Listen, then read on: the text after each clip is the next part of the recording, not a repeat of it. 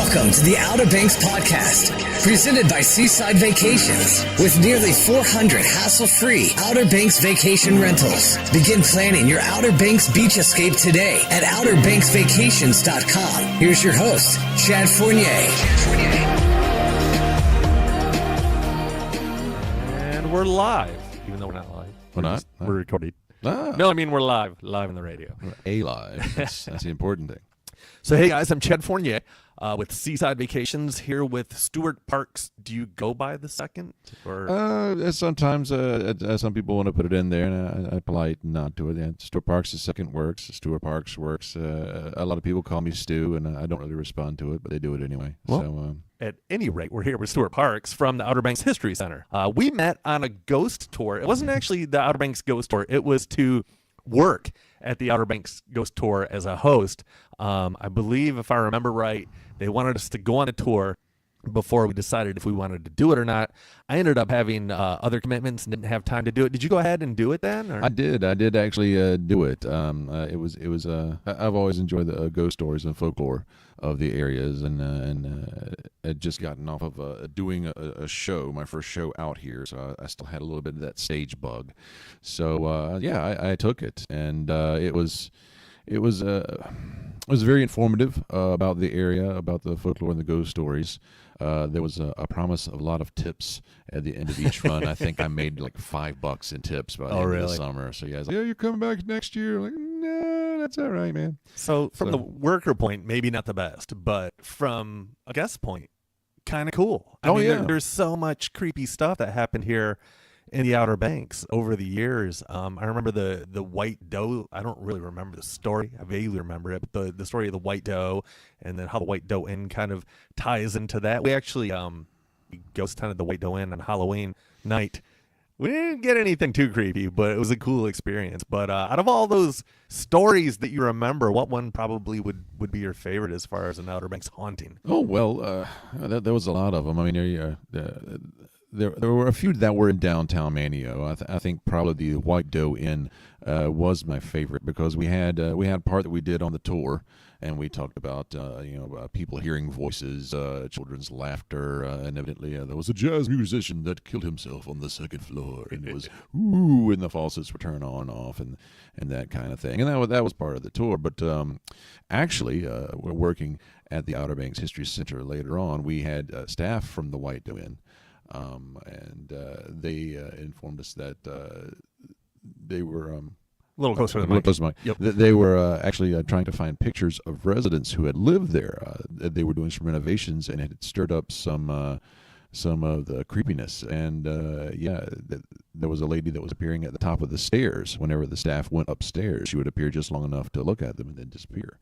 And there was a lot of children's laughter going on. Evidently, there was a door at the bottom of the stairs, a very heavy door that had been removed, and they had turned the area into a shelf or a desk or some such. And the owner of the place did not believe in ghosts at all. And one night she heard some children laughing. She thought there was just people in the house. Of course, they didn't have any guests or anything. She thought some kids had gotten in, and she was ignoring it until she heard a very heavy door slam. And she knew that door because it was one that they had removed from the stairwell. And after the door slammed, those kids really kicked up. And that's pretty much when she accepted, all right, there may be something a little bit extra going on here. So, I think the White Doe was probably my favorite out of all of them, because it's a very beautiful structure and has a very interesting history to it. I definitely remember the kid thing, because I remember that time we did ghost hunt it. We put we took a kid's ball and put it basically in a circle on the floor and put the video camera on it to see if the ball would move out of the circle. It didn't. We really didn't get anything that night. I mean, it was Halloween night, but it was a lot of fun. But yeah, a lot of cool ghost stories on the Outer Banks. I think one of my favorite ones is the Black Pelican one. Oh, yeah. What was the gentleman's name? Oh, Lord, I can't remember. It was a midget or a tilted or something. Something Outer Banks is full of them. I cannot recall. So there was the Outer Banks, the Black Pelican, if you don't know, used to be an actual life-saving station on the Outer Banks, where they would go and rescue people who would get into trouble out at sea, rescue boats that would get into trouble. They didn't have lifeguards per se back then. They just had these life-saving stations up and down the beach. It predated the Coast Guard, actually. I mean, the shipwrecks on the Outer Banks were part of the reason why these life-saving stations were established, to try to save some of the people who were getting wrecked off the shores all the time. So I believe the story was the gentleman who was in charge of the life-saving station where the Black Pelican was, they were out. There was some young punk. I don't remember his name. It escapes me, but he was out on a call with them one night, and they were out rescuing someone. And the gentleman that was in charge of the life-saving station, his wife was there, and he had this young punk like take her back home early or something. And this guy spit, and it accidentally landed on the wife of the captain of the life-saving station. On her shoe, on her dress, or some such. Yeah. So they get back to the life-saving station later that night, and the captain goes and grabs a gun from the mantle and just shoots the guy dead blank, I guess. Well, is that how the story went? Well, he demanded an apology. That's in front what of the entire crew. He Right. demanded an apology from the guy, and the guy basically told him where to stick it. And Right. that's when the guy pulled out a gun and shot him. And of course, back then, an affront to dignity was a murderable offense at the time. So everybody just kind of shrugged it off and buried him. There were no police out here, so whatever. And the case closed. But yeah, according to the story, and I have not seen it myself, I've always wanted to see it, but according to the story, there is a spot on the floor of the Black Pelican where the blood still remains. Ooh. And patrons have complained about bottles flying across the room, glasses, especially around that spot where he was murdered. So, it's got a little bit of a creepy history to it over there. I feel like the Black Pelican at one point, I don't know what their stance is on the whole ghost story thing now, but I swear I saw like a T-shirt on the wall in there one day that said like us three and the ghost or something like that. Like they were going along with it and kind of, promoting it a little bit. I don't know. It's best to market it. I've spoken to people at the White Doe about that as well. Say, hey, you got some ghost activity, boost up rooms. Right. As long as you can find something going on in it. So I've actually I'm doing a presentation next week on folklore of the Outer Banks, and so I looked into some of the stories, the local legends, urban legends, and I've actually done a lot of research on Goatman, the Nag's Head Woods. Yes. Yeah. And tell us about that. It's interesting. Goatman, from what I've been able to find out from research and talking to locals, it wasn't really a thing out here until around the early 1990s. Okay. Now, there's Goatman in Maryland. There's one in Texas. Oh. There's one in Indiana. There's one in Wisconsin. I mean, there's Goatman all over the place. I didn't realize it was a thing. Oh, yeah, it's a thing. And it's either a guy that's part man, part goat, usually from a relationship with a farmer and a farm animal, which is just cringeworthy. The other half of the stories are it's a deranged goat farmer whose teenagers killed his goats, and he just took it too far. So and there's usually a bloody axe involved, and the majority of the stories that I've heard out here have been the goat farmer whose teenagers killed his goats, and now he haunts the woods with an axe, and if you see the light on in his cabin, then it's already too late. And they're wonderful little stories, but they didn't start here until the 90s, and from seemingly out of nowhere. I've talked to people who grew up here in the 70s. There was nothing. 60s there was nothing. So they're a bit befuddled by this Goatman. And in my interviewing and researching, I found out, of course, it goes back to the 90s. But in the 1980s, Nag's Head Woods kind of had a scare of satanic rituals going on in the woods. I have heard about that. Yeah, and one of those stories comes out that they resurrected an evil goat man that came out to haunt the woods, sort of a Baphomet or satanic or pan-like character. And that's as far back as I can find out where Goatman actually came from, and it's the satanic scares that were going on in the 1980s. I remember growing up in Deep Run, North Carolina. We weren't far from New Bern, and the local news had several features about witchcraft going on in the woods and people spray painting stuff on trees, because that witches and Satan worshippers tend to just take spray paint out in the woods and spray paint Satan's name on things, misspell it. I mean, that's how they get their stuff done. But that I've been able to trace them back that far. It's very interesting because it's a story from other areas that has adapted itself here. And there's a lot of that reflected in the Outer Banks. So were you able to research the other areas a lot? I mean, the thing I'm wondering is if it happened around the same time in the other areas. Did those stories come about in the 90s in the other areas, or? No. Actually, the first instance of a Goatman was in the 1950s in the Angeles National Forest just inside of California, Southern California.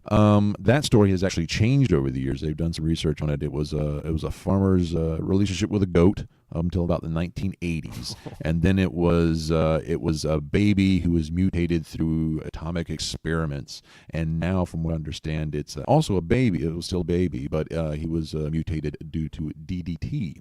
So that legend has changed its origin. But Goatman in Maryland, which is probably the most famous one, I believe it was in 1971 was when he first started up. And local authorities indicated as soon as that the teenagers pretty much kept the story alive. The one in Texas was about the same time, and interestingly enough, it said as soon as school let back in, the sightings of Goatman stopped. So Goatman was pretty much as late 60s, early 70s on the broad scale of things when he really started popping up. But most things to the Outer Banks took a little bit of time to get out here. So very interesting. Any other favorite folklore stories that you've come across in preparing for your lecture? Give the entire kind of presentation away, but if you really want to check it out, well, just one more. Oh, well, they're too good. Well, probably my absolute favorite at the moment that I'm dealing with, and people are coming in to ask about it, is that it's more of a modern one. There's a belief that underneath the Wright Memorial is a nuclear missile silo. I've heard about this as well. Yeah, and it's the farthest point east that there's a nuclear missile, and when the button's finally pushed and all the things go into the sky, the Wright Memorial will slide over just like a Thunderbirds cartoon, and that missile will just shoot right out. So it's our last line of defense out here on the Outer Banks. I think that's amazing, considering that I've dug here on the Outer Banks. I know the groundwater is relatively shallow, so it's going to be a soggy end of that nuke. Oh, it's crazy what all kinds of different stories are out there. Oh, yeah. So this would be perfect for Halloween now. Let's step back into reality and talk a little bit about Outer Banks history, the Outer Banks History Center. Just give us a little explanation of the Outer Banks History Center, and just kind of tell us what you guys do over there. Well, we are an archive and library, a non-circulating library at that. So people come in and they expect to be able to take the books out. We cannot loan the books out. A lot of our books are first edition. They're very rare.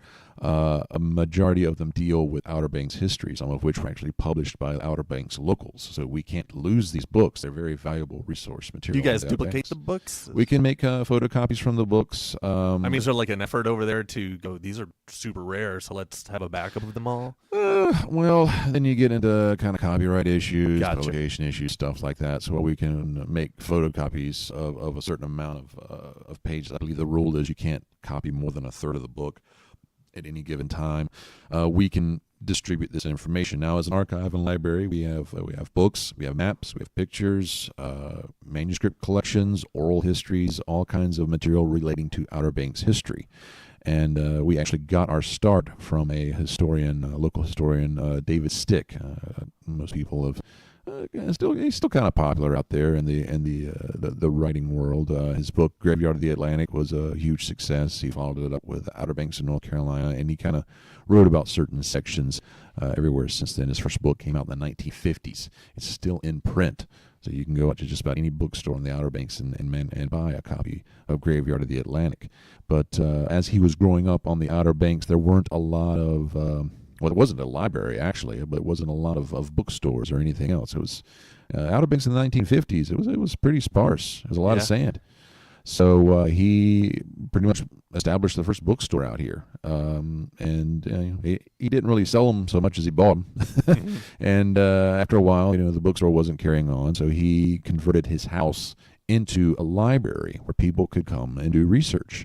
And he just kind of kept himself off in one room and worked on his own material, and there was a kitchen that functioned, and people would come to his house to do research, and they came from all over the world to do this. And he would make trips up to New York to buy rare books or maps, and back then he could get them for like pennies, just change. I mean, just buying gross of maps that today are worth quite a lot of money. Mm-hmm. So he really was a visionary in that sense. He collected all this Outer Banks history and kept it in his house. And by the 1970s, it was very well known. He had the largest personal collection in North Carolina in the world and that's North Carolina is a material dealing with history of North Carolina, or Outer Banks in particular. So he was approached by the state as to what he was intending to do with it. It's kind of later in his life, saying, "Hey, you got a lot of stuff. It's pretty cool. What are you doing with all this information?" Yeah. It's just kind of lingering around. You can't hang around forever. So he made an agreement with the state to donate his material to the state on the grounds that they build a permanent repository on the Outer Banks for it. So the Outer Banks could never lose this history, and that's how we got our start. And from there, we've added on to it. I mean, David's original collection were his books, his maps, his oral history collections, some of which go back to the 1960s, his manuscripts for all of his books, his research for all of those, really voluminous collection. In fact, it's so large we have yet to completely process the entire thing. Wow. It's a pretty big collection. However, from there, we've also got the Aycock Brown photograph collection. A lot of people recognize that name. He was the Dare County Tourist Bureau from late 30s up till the early 1980s. If there was something going on, Aycock Brown was there with several cameras to take pictures of it. And so we have his prints and we have his negatives. And once again, very massive collection. Impressive collection. And from there, we branch out. There's D. Victor Meekins. He established the Coastland Times. Okay. He grew up here, turn of the century. His first photographs, he was one of the first photographers out here with glass plate negatives. So we got some of our earliest pictures of Manio came from D. Victor. And he went on to be a newspaperman, a sheriff. He sold insurance. He sold radio parts. And there was something to do on the Outer Banks to make money. D. Victor was a part of it. And we continue to do so. We are currently negotiating to get certain doctors' geological records about the Outer Banks, as part of our collection. So people studying coastal studies, sea level rise, come to our facility and look at those there. So Outer Banks history, I mean, it's not just the story of the people, but it's the story of the area as well. Right. And that's something we're trying to encompass, to be that all-in-one resource for any of your Outer Banks history questions. That is amazing that resource like that exists. I love the whole backstory and all of it. I'm sure you have things in your head that are really cool about the Outer Banks that maybe not a lot of people know about. Probably the one of the coolest things I've discovered while I worked there was we have the unclassified documents for Project Nutmeg. Have you heard of that one? I have not. Not a lot of people have. Okay. And it's kind of remarkable. But to sum it up, after World War II, the United States Army wanted to show the American public that there wasn't really much to worry about from nuclear blasts and fallout. It was kind of a myth. And that those things can happen all the time. They're not dangerous. So they were going to nuke Hatteras to show the American population that you could have an atomic bomb go off right next door and there's no problems whatsoever. Wow. Yeah. They were going to evacuate the entire island and set it off pretty much in the vicinity of the Cape Hatteras Lighthouse. They were not worried about contaminating the Gulf Stream with radioactive fallout. They weren't worried about that at all. They just wanted to show the American public that, hey, you can have these blasts and everything will be A-okay. The thing that actually stopped them in the end, it wasn't the relocating everybody. It wasn't contaminating the waters. The thing that stopped them was they were worried that people would sail by in their boats and get too close to the explosion. So they moved all the research out to the Midwest, which is where they continued it during the 1950s. But originally, Project Nutmeg, it was set up that they were going to nuke Hatteras. And if that was the case, we would not be sitting here right now. That is insane, and that is exactly what I was looking for. So thank you for that bit of information. Oh yeah, that's a tasty one. Going to Outer Banks, let's talk about recent past, 1950s, 1960s, 1970s, and kind of the change between then and today, if you could. Mm-hmm. Well, it's the 50s and the 60s and the 70s. It's all it's a grand roll on of what happened originally in the 30s. A very important event happened in the 30s that not a lot of people consider, and that is that they built bridges. Okay. Before the 1930s, if you wanted to get to any of these islands, you had to take a ferry. And if the weather was rough or your timing was off, it took you a while to get there. So the Outer Banks was extremely remote. Not a lot of people came out here. There was a hotel set up around Nag's Head. People would come and visit, and they would stay for a good long time because it took a while to get out here, but not a lot else. People just kind of let their cattle roam. The houses were sparse. If a sand dune was going to swallow it, they get their friends together, pick it up, move the house, that kind of thing. So there wasn't a lot going on. But in the 1930s, they established bridges. And when you establish bridges, then people could drive places easier. And it was about the same time that the Lost Colony Outdoor Drama started up, which is also about the same time that the CCC was in the area, and they started anchoring the dunes. And when you anchor dunes, you establish grass, and grass is on the ground, establish real estate. So it's a little bit more of an investment out here. So the 1930s is really when the whole the tourism, the lure of the Outer Banks really started kicking in. Gotcha. And it carried on through the 40s a touch, and the casino was established. It might have been late 30s. Certainly in the 40s it was there. But that was a huge dance hall and bowling alley.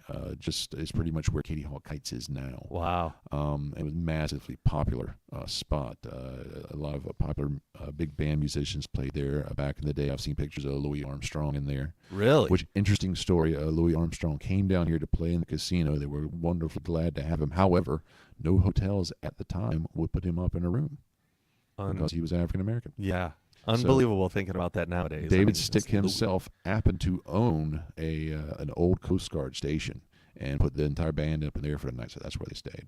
But yeah, the big bands would come along and play, and the casino lasted up until the late 70s, a series of storms, and took it out. But the 50s are really when your iconic hotels kicked in and your iconic restaurants. And from there, it kind of built up. People came out here on vacation. They fell in love with the spot. It was so nice and remote, and it was so friendly. And I'll retire. I'll put a house out here. Right. And that has continued on to this very day.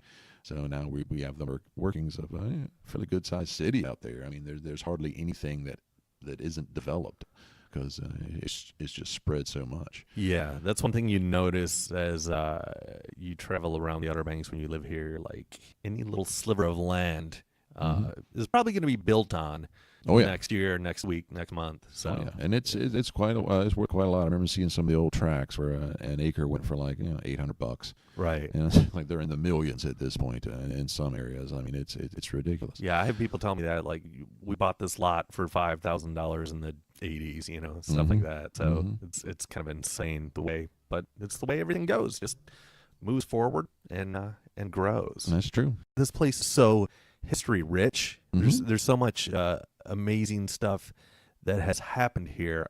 Any other favorites of yours, just going back, like, of all time from the Outer Banks, something that you maybe really started researching at one point and you're just like, this is great, and you have a wealth of knowledge about this particular thing that you'd like to share? The saga of the Pirates Jamboree is probably my second favorite. I love. Have you heard of that one? No. And of course, a lot of people out there they'll recognize it. But the Pirates Jamboree was an attempt by Dare County to boost tourism by about a month, and it was started up in the late 50s. I want to say 56. I don't have my notes with me, but it started about might have been 55. But it was an attempt to boost tourism earlier, starting in April. Normally tourism started in May. That's really when they started coming in, and they wanted to kickstart it by month. So they created the Pirates Jamboree, which is a bunch of pirate-themed shenanigans. There was a dune buggy race down the beach, because there wasn't so many ecological concerns back then. There were a series of dances. The locals would get together and have beard growing contests. So, yeah, seriously, at the beginning of the year, you were not allowed to shave. And at the time of the Pirates Jamboree, which usually the first week of April or so, of course, you dressed up like a pirate, naturally. But a pirate king was decided on by the length and breadth of his beard as well as his costume. So you had to have a pretty impressive beard. And there was, I believe it was Julian Onita, could not grow a beard. So every year he kind of wore a fake one. But they enjoyed him anyway.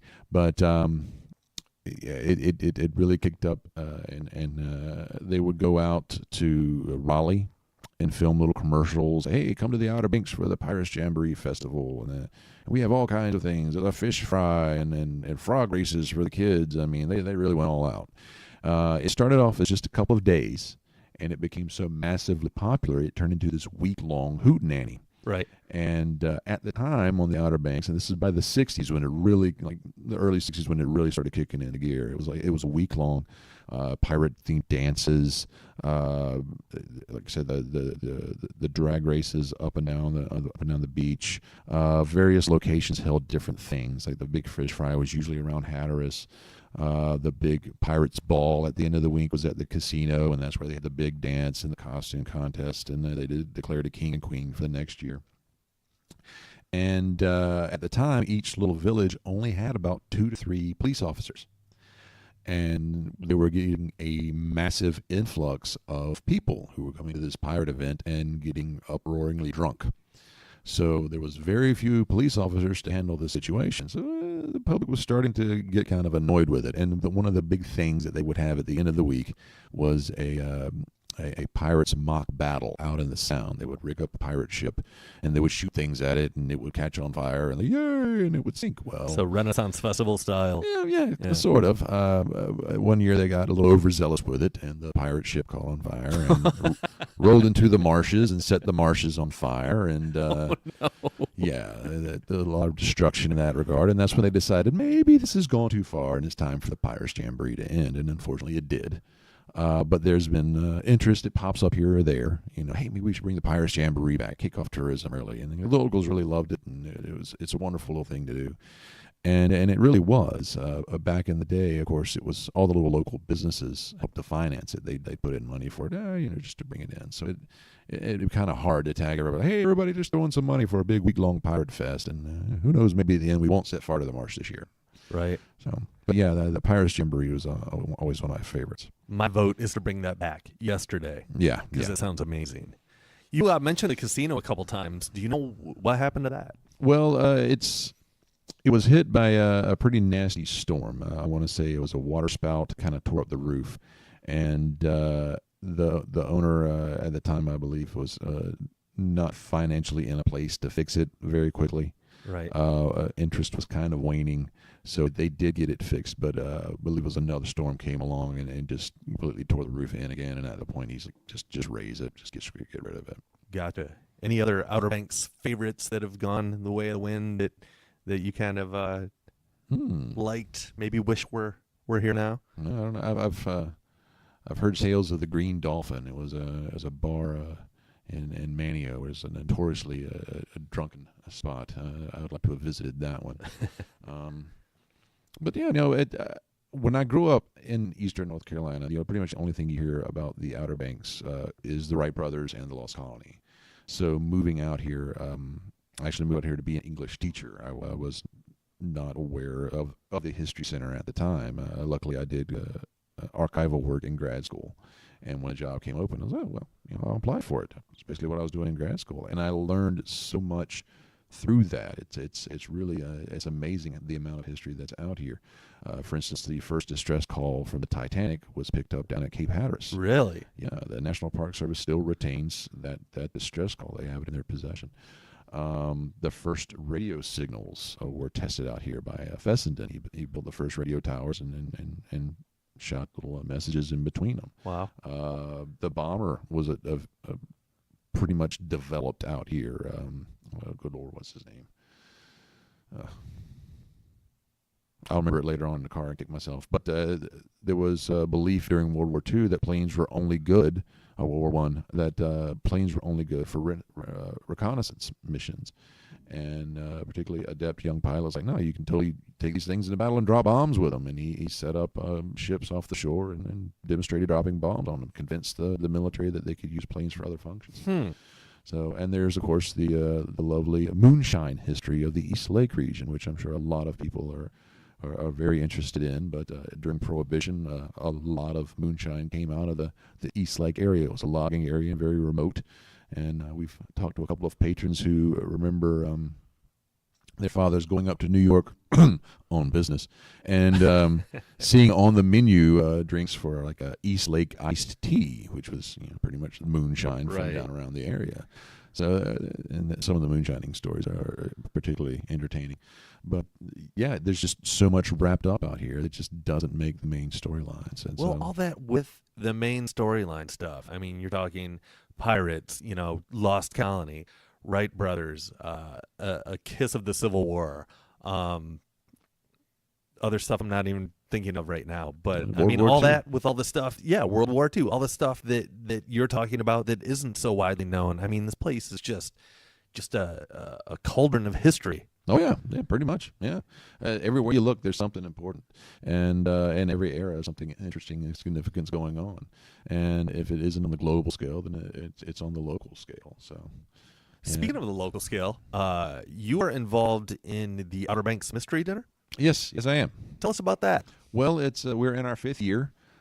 We started up originally in the Comfort Inn.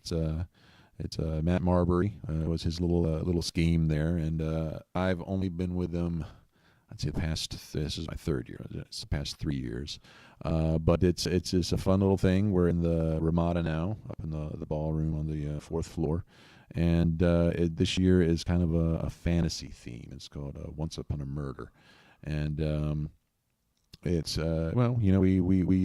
we start off, we establish our characters, we establish what the situation is, and we serve the first course of soup, and then we do another act, and then we serve the salad, and then we do another act, and we serve the dinner, and try to give enough clues as to who. Like, there's always a murderer, somebody's always dead. Not really, because then it would really destroy the meal.